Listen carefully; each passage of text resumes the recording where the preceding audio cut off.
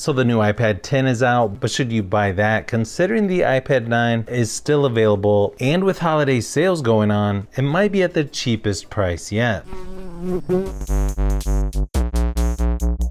Normal price is $329 for the iPad 9, $449 for the iPad 10. But like I said, I expect to see the iPad 9 on sale later this month. Storage options are going to be the same as well, 64 or 256 gigabytes. Then you have a 4G LTE version for the iPad 9, 5G version for the iPad 10. The overall dimensions are similar between the two, but the iPad 9 has a 10.2 inch screen versus a slightly larger 10.9 inch on the iPad 10.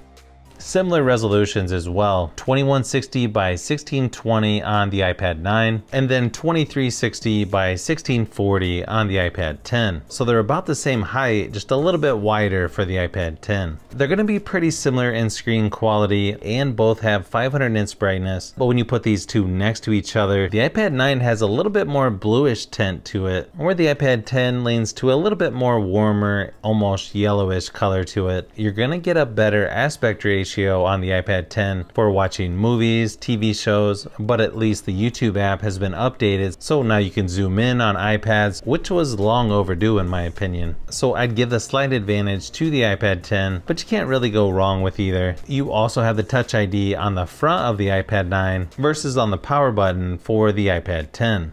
Both work really good, but sort of personal preference on which one is better. If battery life is important to you, these two iPads lasted about the same 5.5 hours before dying at 100% screen brightness. So both of these are going to last most of a normal workday with no problem if you turn the screen brightness down. So sort of a tie here when it comes to the battery life.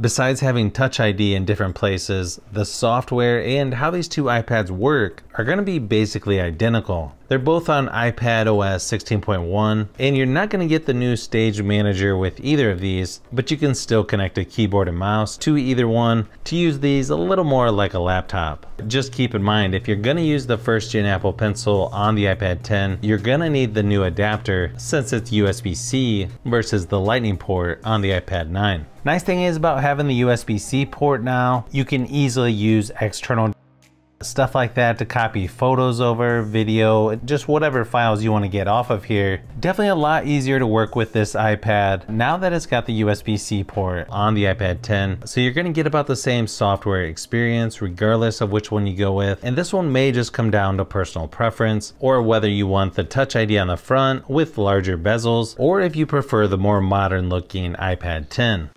Performance-wise, you get 4 gigabytes of RAM on the iPad 10 versus only 3 on the iPad 9. And the iPad 10 has the A14 Bionic chip versus the A13 in the iPad 9. So not a huge surprise here that the iPad 10 is gonna have better performance. The Geekbench scores also show a nice bump in performance over the iPad 9. Both are going to be powerful enough to do pretty much everything from video editing to multitasking. And when it comes to gaming, the iPad 10 is going to be a little bit better, but both look great and will play most games fairly smooth without too much lag or dropped frames. It may come down to if you want the extra bezels to hold on to while gaming, or if you want the larger screen on the iPad 10. So even though the iPad 10 is a little more powerful and might run games a little smoother, you can't go wrong with either one in my opinion.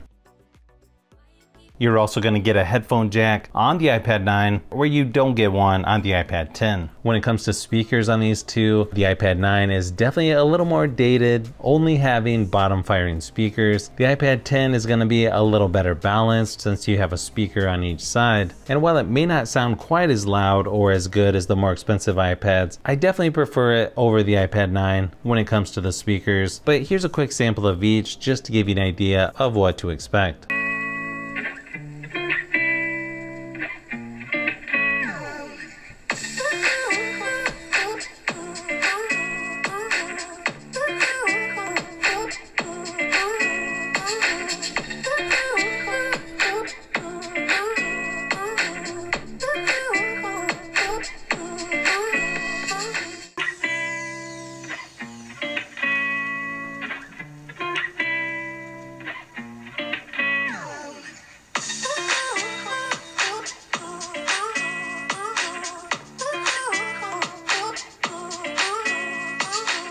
The cameras are going to be similar between these two, although the iPad 10 has the updated front-facing camera on the long edge where the iPad 9 is on the side. If you're wanting to use these for Zoom meetings, video conference calls, these two are actually pretty decent options. The iPad 10 can also record video up to 4K 60 frames per second versus only 1080p on the iPad 9, so a slight advantage there. Here's a few samples of each just to give you an idea of what to expect.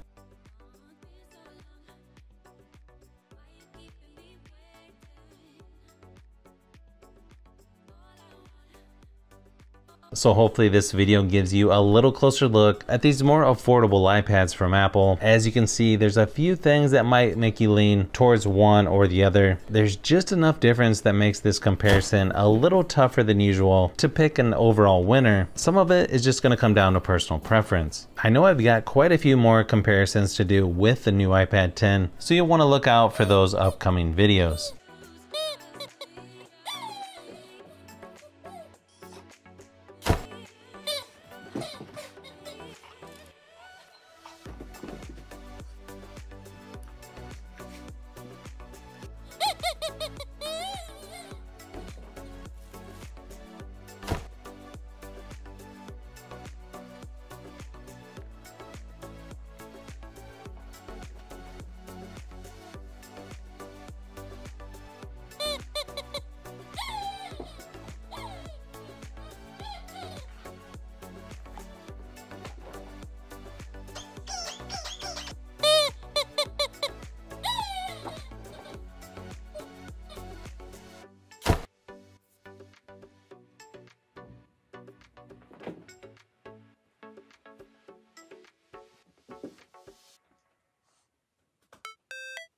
So if you've made it this far into the video, you may want to say thanks by subscribing, and don't forget to give a thumbs up if this video was helpful. This is Brian from Fishbee Productions. Thanks for watching, and I'll see you on the next one.